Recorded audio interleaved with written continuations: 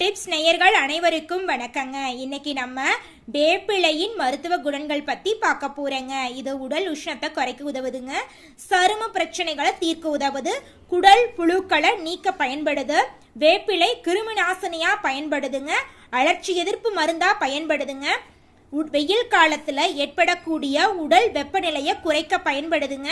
கோடை காலத்துல வேப்பிலை கலந்த நீரை பருகுனீங்கன்னு வச்சுங்க, உடல் உஷ்ணம் குறைஞ்சு போயிருங்க, உங்களுடைய உடல் ஆரோக்கியமா இருக்குங்க. வேப்பிலை பருக்கள், அரிப்பு, தோல் நோய்களுக்கு மருந்தா பயன்படுதுங்க. வேப்பிலை சாற்றை முகத்தில் தடவுவதன் மூலம் முகப்பொருட்கள் இருந்த இடம் தெரியாம காணாம போயிருங்க. வேப்பிலை மற்றும் வேப்பிலை பூவை உட்கொள்வதன் மூலம் குடல் புழுக்கள் நீங்கிருங்க. வேப்பம் கொழுந்துகளை வெறும் வயிற்றில் சாப்பிட்டீங்கன்னு வச்சுக்கோங்க, குடல் புழுக்கள் அழிந்து விடுங்க, உங்களுடைய உடலே ஆரோக்கியமா இருக்குங்க.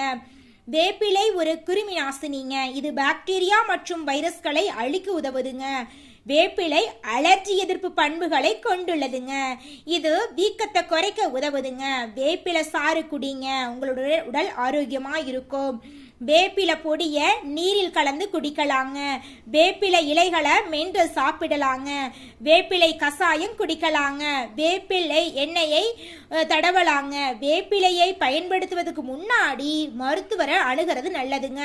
குறிப்பா கர்ப்பிணி பெண்கள், பாலூட்டும் தாய்மார்கள் வேப்பிலையை பயன்படுத்துறதுக்கு முன்னாடி மருத்துவரோட ஆலோசனையை பெற்று அதன் பிறகு இந்த பொருட்களை பயன்படுத்துவது சிறந்ததுங்க. நன்றி, வணக்கங்க.